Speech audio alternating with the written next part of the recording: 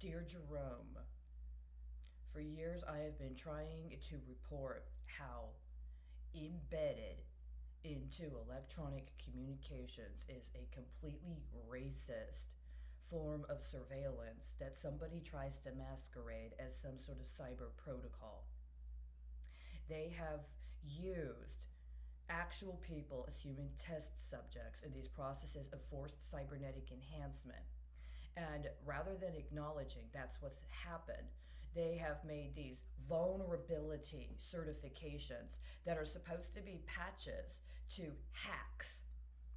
The problem is if you read what these certifications are and then you cross reference them with the kinds of delusions people who are alleged to have a mental illness report, there is significant correlation. I tracked how I and people who worked for a third party provider of administrative services for the Department of Public Health as part of a program allegedly about helping us adjust to normal job functions after going through mental health crisis, how we were used in a specific series of CVE certifications based on things that had actually happened in our lives. Unfortunately, my supervisor at the time was an African American man who was incredibly competent. But because of the diversity spectrum they like to play with, the sequence of cyber protocols they put into place were horribly racist in the digital realm. It's not about diversity. They put horribly racist, sexualized cyber functions into the back end coding of certain people's electronic messaging as a way to use them to launder money.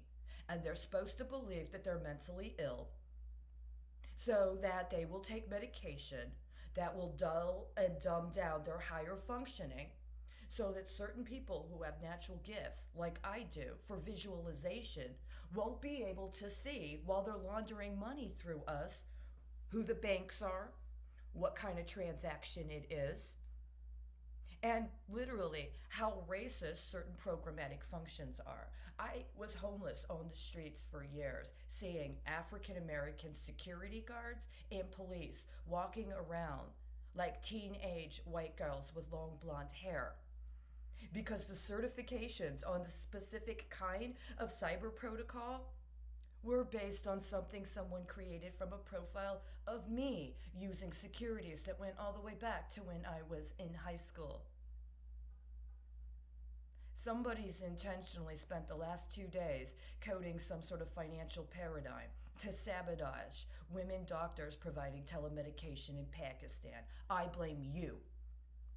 If you're the Surgeon General, you already know all about how cyber vulnerabilities impact people's health care. Why aren't you exposing this? Why aren't you doing anything about it right now? Why hasn't anybody in the Health and Human Services called up the DoD appropriations for cybersecurity kits that was already approved last year, but has been where? Because you guys need ventilators? Who needs to breathe?